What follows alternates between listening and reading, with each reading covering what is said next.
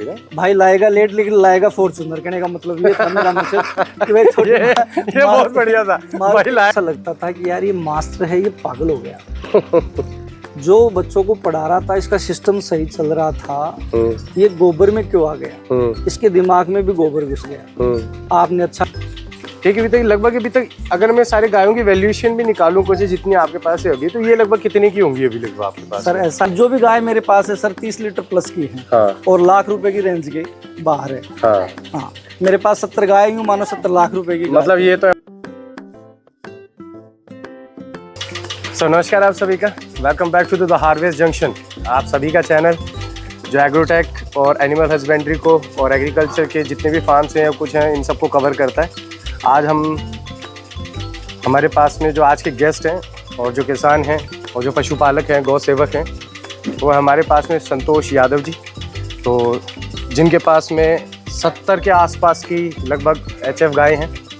बहुत ही कुशल तरीके से अपने लेबर अपने घर के साथ या सब लोगों को मिलाकर जुलाकर ये बहुत अच्छे से काम चल रहा है इनका और चला रहे हैं।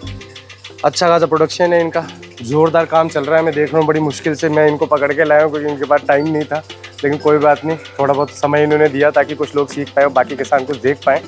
तो समय ख़राब ना करते हुए सीधा आते हैं। नमस्कार यादव जी, सबसे पहले तो आपका। और सबसे पहले तो मैं पूछा था सर कि छोटा मोटा अपने बारे में एक बार बताइए कि आज तक जैसे क्या किया, कैसे हम इसमें आए और इतना बड़े मतलब कि स्तर पे 70-75 गायों तक पहुँचे हैं। तो छोटा सा एक मतलब अपनी जर्नी बता देते हैं। सर मेरा नाम संतोष यादव है, गांव बागावास है, जिला जयपुर है। पहले तो मैं टीचर लाइन में था। 2000 से लेकर 2020 तक मैंने स्कूल में पढ़ाई करवाई है बच्चों को। राजधानी सीनियर सेकेंडरी स्कूल खेजूरी अपना विद्यालय खुद का निजी विद्यालय था। तो जैसे ही लॉकडाउन लगा तो सर लॉकडाउन की वजह से मैं थोड़ा घर पे बिजी हो गया। विद्यालय भी अच्छी तरीके से मेरे बड़े भैया चला रहे हैं और मैं घर पे था, तो मैंने स्टार्टिंग 2 पशुओं से यहाँ चालू कर लिया। 2 पशुओं से? जी सर। तो सर वो कहते हैं कि मास्टर लाइन का जो आदमी होता है उसमें लालच थोड़ा ज़्यादा होता है। अच्छा। तो जैसे मैंने पहले 200 रुपये का दूध बेचा, फिर 400 का बेचा, फिर 500 का बेचा। तो सर लॉकडाउन में सब बेरोजगार थे, तो मैं भी बेरोजगार था। उस समय मैं 1000 रुपये पर डे का दूध बेच रहा था। तो 1000 रुपये के हिसाब से धीरे धीरे मैंने 2000 का कर लिया, 2 से 4 का कर लिया। इस प्रकार से सर आज मेरे पास 1100 लीटर दूध का कलेक्शन है। 70 गाय HF हैं। पहले मैंने भैंस पे काम किया था सर, लेकिन जो पहला लॉकडाउन ख़त्म हुआ तो मैं स्कूल खुल गई तो सबने कहा कि यार इस धंधे में क्या रखा है, आप पढ़ाते थे बच्चों को, टीचर लाइन के हो, तो आप क्यों ना वापस स्कूल चले जाओ। तो घर वालों ने सबने यही कहा, तो मैं सभी भैंसों को एक रोज़ में बेच के स्कूल वापस चला गया। सरकार ने दूसरा लॉकडाउन चालू कर दिया, तो फिर हमारे तो वो झटका भाई, झटके पे झटके लग रहे थे। और सबसे ज़्यादा बेरोजगार मास्टर लाइन का आदमी था, क्योंकि स्कूलें खुल नहीं रही थी, बच्चे आ नहीं रहे थे, कोरोना का डर था। तो इस चक्कर से मैं सर वापस आ गया। वापस आके मैंने 2 गाय से स्टार्ट किया सर। वो गाय आज मेरे पास है। मैंने स्टार्टिंग 2 से 3 से 5 गाय की थी सर। 5 गाय मेरे पास 200 लीटर दूध देती थी। यानी एक गाय की कैपेसिटी लगभग है 40 लीटर का एवरेज था सर। दूध वालों को भी डाउट होने लग गया है भाई यार आजकल सिंथेटिक दूध बनता है, हो सकता है इन्होंने बनाया होगा। तो मैंने एक दिन उनको कहा कि आप शक मत करो, अच्छी गाय है। उस समय सर 2020 में मैंने 1,15,000 1,20,000 रुपये की गाय खरीदी। लोगों को ये कहा कि यार 1,20,000 की भी गाय होती है क्या? तो मैंने कहा भाई आपकी 3 गाय दूध देती है, मेरी 1 गाय दूध देती है। तो उन्होंने माना नहीं, यकीन नहीं किया कि आप तो बनाते हो या सिंथेटिक बनाते हो। तो मैंने एक दिन सबको विजिट करवाया।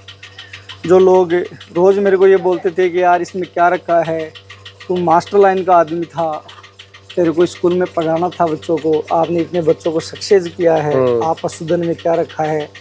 सर मेरा स्टार्ट से इन पे थोड़ा इंटरेस्ट था कि भाई कभी मैं भी एक फार्म लगाऊंगा, और वो लॉकडाउन की वजह से मेरा ये उद्देश्य हो पाया, वरना कहाँ 2000 से 2020 आ गया। 20 तक सर मैं 20 साल तक मैंने बहुत बच्चों के साथ अच्छी मेहनत की है। बच्चा यानी खेजरोली रूट में था मैं सर, यहाँ से 40 किलोमीटर दूर है। खेजरोली, बिलांदरपुर, हदरामपुरा, नीमड़ावाड़ी, ढाणी, सिंगो, दोबड़ाई, 20-30 गाँव में मेरा नाम चलता है सर आज भी। जैसे संतोष जी सर, कितने बच्चे आपके हाथ के नीचे पढ़ के निकले? हजारों बच्चे लगे भी हैं, हजारों बच्चे अच्छी पोस्टों पर भी हैं। और सर देखो उनकी दया ही मान लो, सब बढ़िया तरीके से अपना मैनेज चल रहा है। तो अभी मतलब आप 70 गाय तक यहाँ पर आ चुके हैं कुछ हैं। तो मैं अगर सिर्फ आपके पास में, मैं क्या एकदम थोड़ी जल्दबाजी कर रहा हूँ, बट एक बार मेरे दिमाग में आया तो मैं पूछ ही लेता हूँ जी। ठीक है। अभी तक अगर मैं सारे गायों की वैल्यूएशन भी निकालूं कुछ जितनी आपके पास है अभी, तो ये लगभग कितने की होंगी अभी लगभग आपके पास? सर ऐसा है, गाय कितने की भी ले लो, गाय मिल जाएगी आपको। लेकिन मैंने एक साल जब लंपी का दौर चला था, हाँ लंपी का, लंपी के दौर में पहले मेरे पास 38 गाय थी। और वो गाय जैसे मैंने आपसे मान लो या मेरे रिश्तेदार से मान लो या किसी निजी व्यक्ति से मान लो, तो मैंने उनसे खरीदी 50,000, 40,000, 70,000। मेरे अच्छे व्यवहार हैं खेजरोली रूट में, तो उनसे खरीद ली मैंने, उन्होंने बेच भी दी। सर वो छोटी गाय थी, छोटी गाय का मतलब अपना दूध का बिजनेस है, तो दूध के बिजनेस के पर्पज से मैं छोटी गाय खरीद ली पहले मैंने। तो 20 लीटर, 10 लीटर, 15 लीटर वो दूध देती रही, और थोड़े दिनों में ही सर में फैल हो गया। उसके बाद मैंने किसी बंदे से जानकारी ली, तो उसने कहा कि यार आप बड़ी गाय खरीदो, आपका दूध फिक्स में जाता है, आपको तो क्वांटिटी चाहिए, क्वालिटी तो अपने आप बढ़ जाएगी, आपके पास दूध होगा तो सर मैं धीरे धीरे उन गायों को एक साथ, जो 38 गाय थी ना, उसको मैंने 2,22,000 रुपये में 38 गाय को सेल कर दी। 5,000, 10,000, 15,000, 20,000, उस प्रकार से मैंने उनको सबको सेल कर दिया। उसके बाद जो मैंने गाय खरीदी सर, वो लाख रुपए से नीचे नहीं खरीदी, और 30 लीटर, 25 लीटर, 30 लीटर, 40 लीटर तक की मैंने गाय मतलब चुन के उठाई आपने फिर? भाई लाएगा लेट लेकिन लाएगा फॉर्च्यूनर, कहने का मतलब ये था मेरा मकसद कि भाई ये बहुत बढ़िया था, भाई लाएगा लेट लाएगा फॉर्च्यूनर, लेट ले आऊंगा लेकिन लाऊंगा फॉर्च्यूनर। तो इस हिसाब से मैं धीरे धीरे मैंने जितनी भी गाय खरीदी, ये मेरी पहली गाय है सर। अच्छा हाँ। इसका मैंने 46 यानी 46 लीटर दूध निकाला है। अच्छा। अब तो ये ड्राई है। एक मिनट देख लो, होती है 7 महीने की प्रेग्नेंट है, 45 से 50 लीटर की गाय अब लाइव दिख रही है आपको। ये देख लो आप, अभी तो ये ड्राई है, 7 महीने की प्रेग्नेंट है। अच्छा। और इसको हम हटा रहे हैं धीरे धीरे दूध से। पहली एक गाय तो ये है और 1-2 गाय पीछे है, पीछे भी अपनी फार्म में विजिट का भी काम चालू है। वहाँ पे देखा था मैंने। तो यहाँ थोड़ा डिस्टेंस कम है, थोड़ा पीछे निर्माण चल रहा है, तो उस निर्माण के हिसाब से वो कर रहे हैं इनको। तो अब जो भी गाय मेरे पास है सर 30 लीटर प्लस की है, और लाख रुपए की रेंज के बाहर है। हाँ, मेरे पास 70 गाय यूं मानो 70 लाख रुपए की। मतलब ये तो एवरेज हो गया, अब एग्जैक्ट फिगर की जरूरत नहीं है, अपन को तो आसपास का पता चल गया। जैसे मेरे पास जैसे 1,70,000, 80,000, 90,000 तक की भी गाय है। हाँ तो यादव जी, वो इंटरेस्टिंग सवाल यही पूछ रहा था मैं, जो इतना चुन के लाए और इतना कुछ किया, इतनी मेहनत की, लाए मतलब कहाँ से, मतलब ये था वो एक बार। 2-4 साल जैसे लोगों के देखा है मैंने खेजरोली रूट में, सभी मेरे जानकार थे, तो मैंने स्टार्टिंग तो खेजरोली से ही किया था। खेजरोली में मेरे 2-4 मित्र हैं, जैसे प्रकाश जी बागड़ा है, शर्मा जी हैं, वो जब से मैं वहाँ खेजरोली था वहाँ से उनका गाय का काम ही था। एक गोवर्धन जी हनीनवाल थे, वो भी मेरे अच्छे मित्र ही हैं, यादव ही हैं, रिश्तेदार थे मेरे। स्टार्टिंग तो फिर मैंने वहाँ से किया। फिर जैसे जैसे मेरी जानकारियाँ बढ़ गई, जैसे मैं 10-5 कस्टमर से मिला, उन्होंने पूछा कि आपको कैसी गाय चाहिए, तो मैंने उनके पास प्रस्ताव रखा, भाई मेरे को 25 लीटर 30 लीटर प्लस की गाय चाहिए।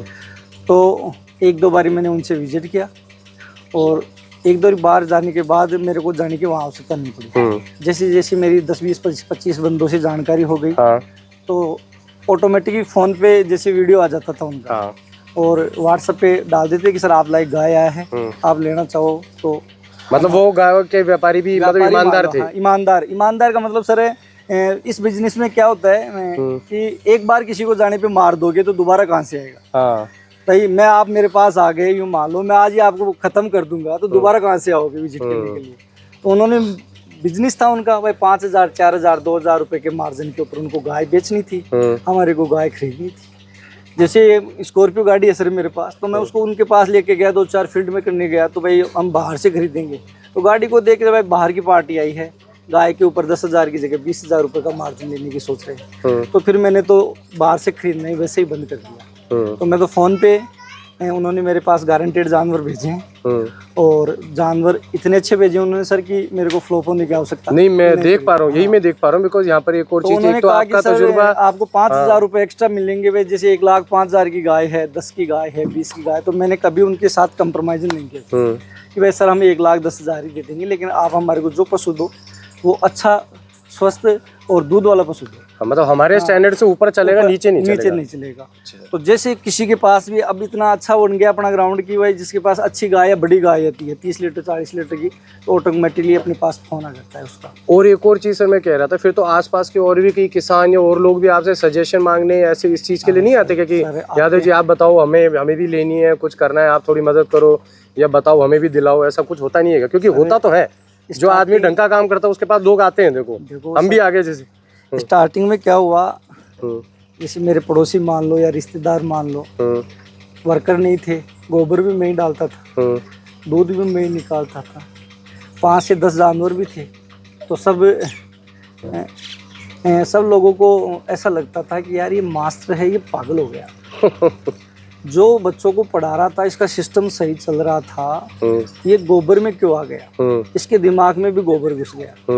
आपने अच्छा काम नहीं किया, और आप अच्छी लाइन में थे, और आपके पास बढ़िया स्कूल लाइन था, बढ़िया बच्चे थे, तो धीरे धीरे सर वो आदमी, आलोचनाएं सबकी सुननी पड़ती है, और खूब हमने भी सुनी है।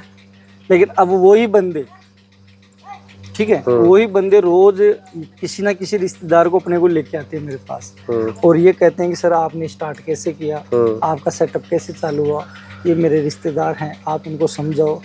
तो सर मैंने उस रोज से एक कसम ले ली थी कि भाई किसी को हम मना नहीं करेंगे, सब अपनी अपनी मेहनत का खाएंगे, मेहनत का कमाने वाले हैं सब, तो मैं किसी को भी फार्म की विजिट के लिए मना नहीं करता हूँ।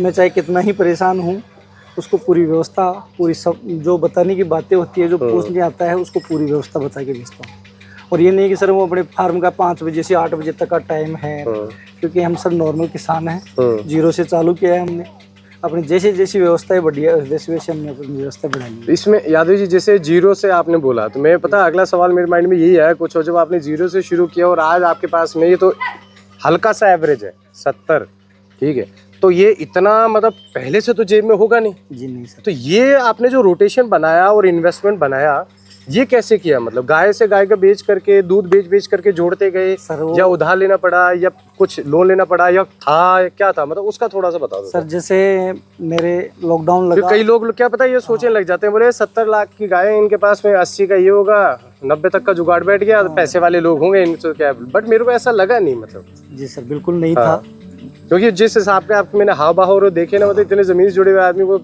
हवाबाजी जैसी कोई चीज दिखी नहीं मेरे को, इसलिए मेरा सवाल आया मेरे मन में। सर 28 फरवरी की मेरे भतीजे की शादी थी, वो उनका मकान है, 4 मार्च को मेरे पिताजी खत्म हो गए। अरे 15 मार्च तक उनके दिन, जो 12 दिन चलते हैं, उनका प्रोसेस हमने पूरा कर लिया।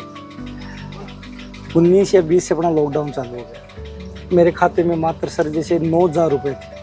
तो लॉकडाउन लगा उससे पहले मेरे नज़दीक में चोमू शहर लगता है, तो मकान के कुछ पर्दे वगैरह लेके आ गया 5,000 रुपये कि भाई कल स्कूल चढ़ना है।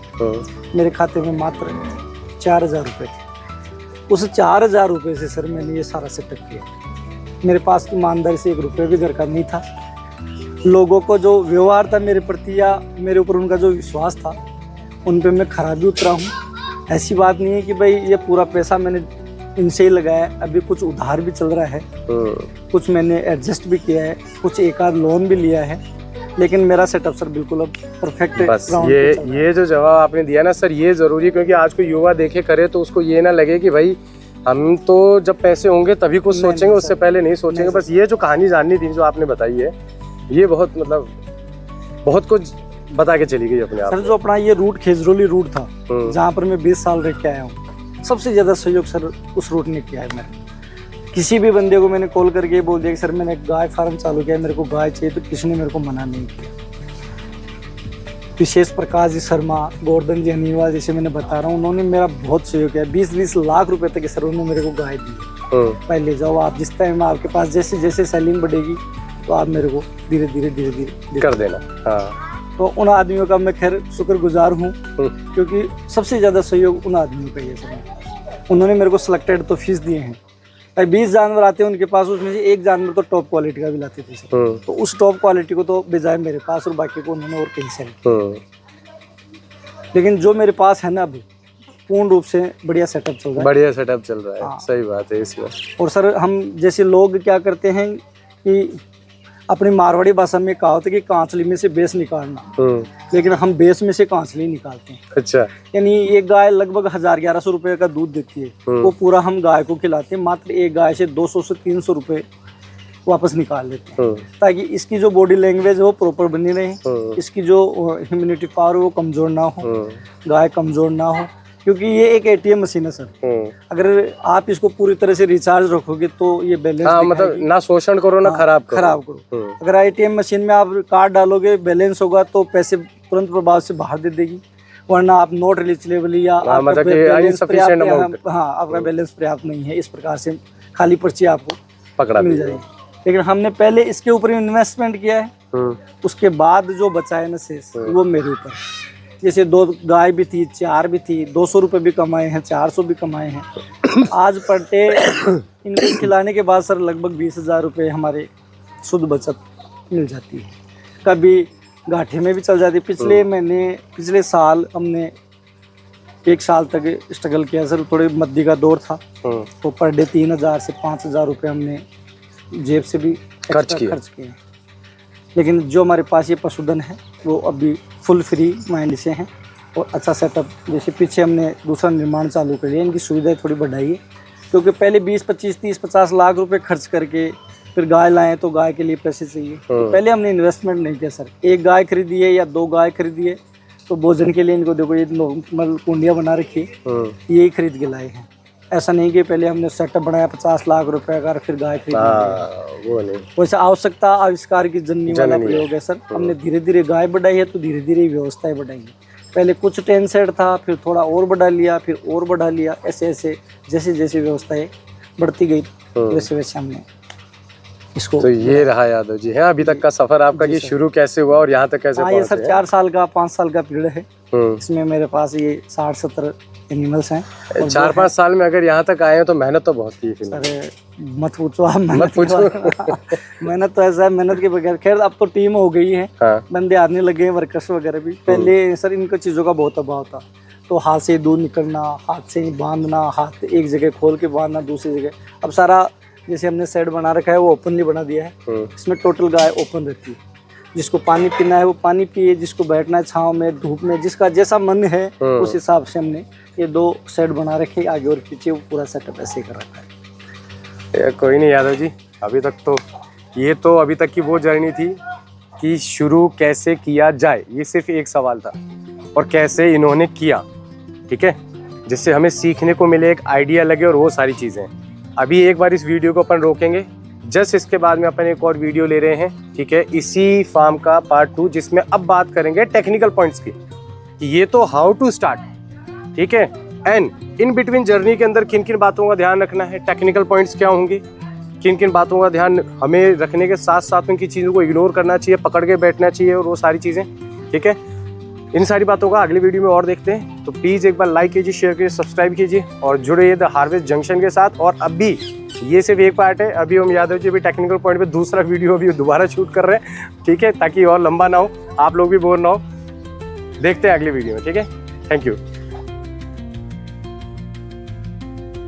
फिर इससे ज़्यादा बुखार 105 डिग्री होती है तो उसमें कई कारण होते हैं। उसमें कई कारण क्या होता है कि जैसे एक तो चिंचड़ी लग जाती है शरीर में, तो उसे प्रोटोजोआ बुखार बन जाता है। प्रोटोजोआ बुखार एक ऐसा बुखार है, उसमें किसान को पता ही नहीं चलता इस गाय के प्रॉब्लम क्या हो रहा है। कोई मतलब कि रख रखाव कैसे रखें और इनको खिलाएं पिलाएं क्या, इसने अपनी ये जो आपकी ये गाय हैं जैसे यहाँ पर देख रहे हैं अपन और एक वहाँ आगे, इनकी कैपेसिटी आप बता रहे थे ज़्यादा, बहुत ज़्यादा मतलब? जी सर, ये गाय है जैसे पीछे मैंने बताया था आपको भाई, मेरे 52 लीटर तक मैंने इसका 52 लीटर तक। हाँ, ये डायरेक्टली लाइव देख लो आप, यहाँ 52 लीटर तक की मतलब कौन सी से संतोष जी कि बस ये जो इसको थोड़ा सा मैं एक्सप्लेनेशन चाह रहा था, बिकॉज क्या मेरे को ना बहुत डीपली ढंग से कुछ समझाने वाला सही तरीके से मिला नहीं कि मतलब ये कैसे वर्क करती है दूध निकालने वाली मशीन। वर्क में सर ये है कि भाई ये